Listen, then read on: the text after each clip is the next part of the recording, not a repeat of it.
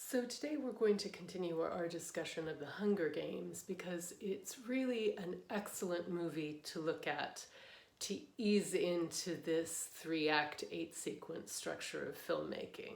And that's really true no matter what genre or medium you're working in. I had you watch the first 15 minutes or so, which climaxes with the reaping scene at really about 16 minutes, and then there's a very emotional tag, the goodbyes scene.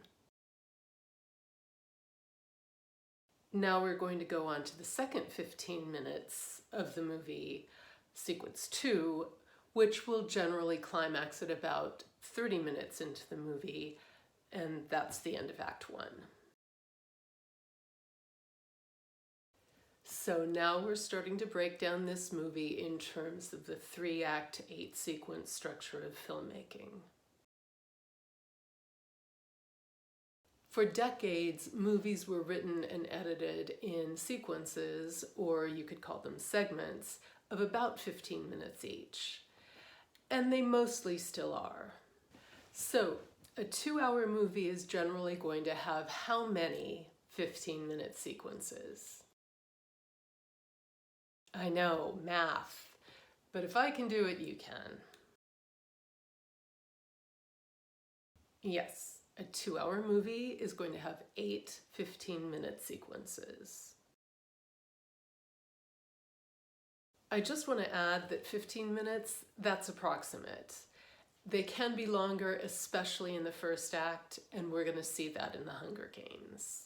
This is especially true in genres like science fiction, urban fantasy, fantasy, paranormal, anything where you have to explain the rules of the world up front. It's just going to take longer. The Matrix is a really good example. It adds a whole 15-minute sequence into the first act to explain the rules. This is another reason I think The Hunger Games is particularly well done. It's very concise about explaining the rules in the first 2 sequences. They're both about 18 minutes long, so not really that much longer than a normal sequence. We left off last week with the question, who's the villain of The Hunger Games? When I taught in film school, it was really interesting to see those film students wrestle with this question. At first, most of them would say Cato, the professional tribute who is Katniss's main opponent in the arena. But then these students would start thinking about it. They knew that the final battle was between the heroine and the villain. But Katniss's fight with Cato isn't the climax of the story, is it? The actual climax here is Katniss's on-air refusal to kill Peeta to win the games, which completely reverses what has been her driving desire of the movie: to survive by winning the games. Instead, she threatens a double suicide to protest the inhumanity of the games. It's a huge twist, a huge character arc, and a bit of a nod to the Romeo and Juliet aspects of this story. Brilliant. And it was all set up in that very early scene when Gale says, if we didn't watch, they wouldn't have a game. In other words, you can't win by winning the games. The only win is to destroy the games. So, identifying your main character's desire line, being crystal clear about it in Act 1, following through with it throughout the entire story, and then reversing it in Act 3 creates huge character arc and change, and also a big twist. That is a lesson worth thinking about right there. It's one of the most important tricks of storytelling you may ever learn. Let's look at it on the story grid that you got in the starter materials.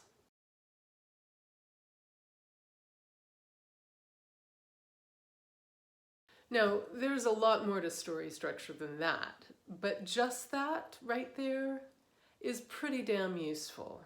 So let's go back to the question that I started with here.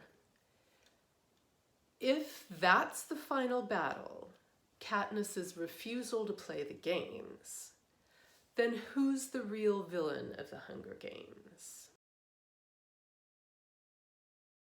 The Hunger Games is really an excellent example of the forces of opposition in a story. Cato is definitely an opponent, but really he's just another victim of the real villain of the story.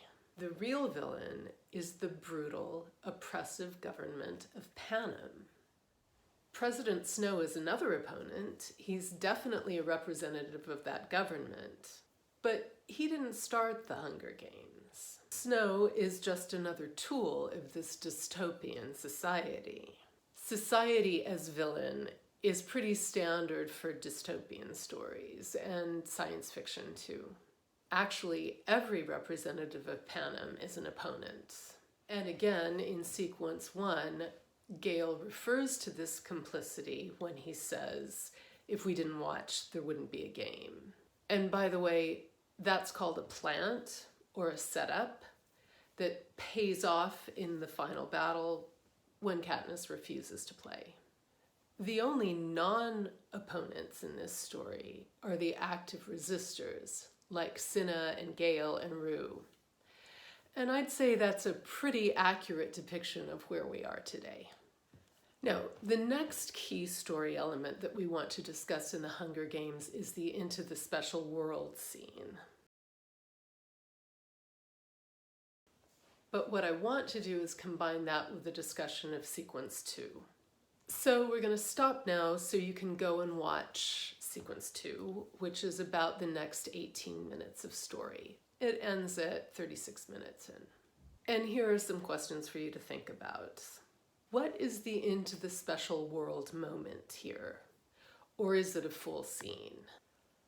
What is Katniss's greatest weakness? Who are Katniss's allies?